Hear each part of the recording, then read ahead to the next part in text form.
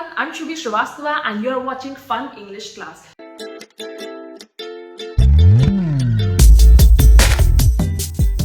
Guys, आज का हमारा सेशन है सेंटेंस फॉर्मेशन के ऊपर। हम सेंटेंस को कैसे फॉर्म करते हैं, कैसे बनाते हैं।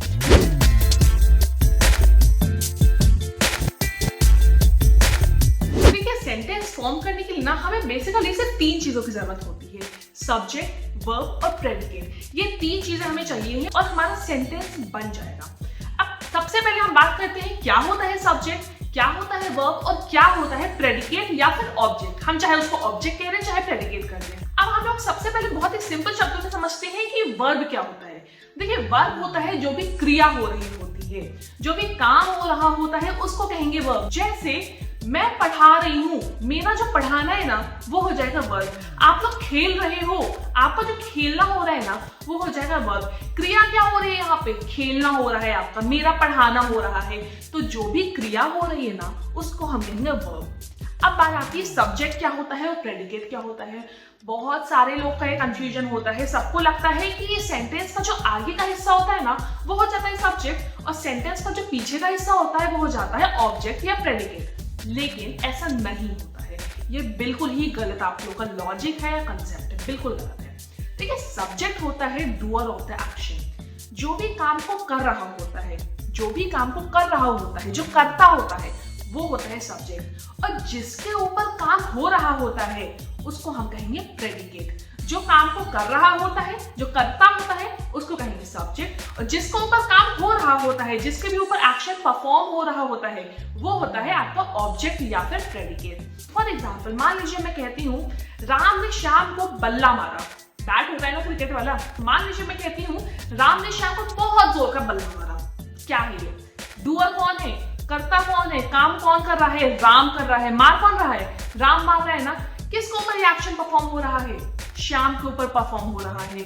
तो जो करता है ना, जो करता है, जो काम को कर रहा है वो हो जाएगा subject. Doer of the action कौन है, यहाँ पर राम हो जाएगा। तो राम हो जाएगा सब्जेक्ट। किसके ऊपर एक्शन परफॉर्म हो रहा है, श्याम के ऊपर एक्शन परफॉर्म हो रहा है। राम ने श्याम को बल्ला मारा, तो जो सेकंड पार्ट है ना ये हो जाएगा आपका ऑब्जेक्ट। ठीक है, अभी आई थिंक ये चीज क्लियर है। तो सब्जेक्ट क्या हुआ, डूअर ऑफ द एक्शन, जो भी काम को कर रहा है या फिर जिसके बारे में अगर हम बात कर रहे हैं। मान लीजिए हम किसी के बारे में बात कर रहे हैं, डायरेक्टली वो आदमी काम नहीं कर रहा है, हम उसके बारे में बात कर रहे हैं, तो वो हो जाएगा सब्जेक्ट। जैसे मान लीजिए हम कहते हैं कि वो चिड़िया उस पेड़ पर रहती है। क्या यहाँ पे चिड़िया कोई डायरेक्टली काम कर रही है? नहीं कर रही है, लेकिन फिर भी यहाँ सब्जेक्ट और ऑब्जेक्ट तो है ना।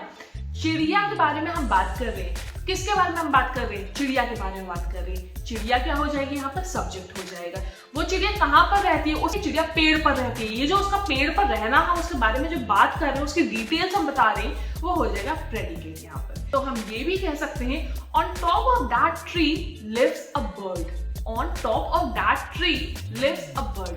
अब देखिए, ये जो मैंने आप लोग को सेंटेंस बताया ना, इसमें सब्जेक्ट क्या है, बर्ड है ना। बर्ड देखिए कहाँ आया इस सेंटेंस में, एंड में आया है ना। On top of that tree lives a bird. तो अभी तक जो हम कंसेप्ट एक लेके चल रहे थे कि सेंटेंस के आगे वाला हिस्सा सब्जेक्ट होता है और सेंटेंस के पीछे वाला हिस्सा प्रेडिकेट होता है, वो कंसेप्ट यहाँ पर गलत हो गया। Oh my God! Wow! अभी ये चीज सबको क्लियर है कि सब्जेक्ट आगे भी आ सकता है और पीछे भी आ सकता है, इसलिए हमेशा लॉजिक से चलिए। हम यहाँ किसके बारे में बात कर रहे हैं, चिड़िया के बारे में बात कर रहे हैं, तो चिड़िया सब्जेक्ट हो जाएगी। जो बर्ड है ना वो सब्जेक्ट हो जाएगी, और उसके बारे में जो हम बात कर रहे हैं ना वो हमारा प्रेडिकेट हो जाएगा।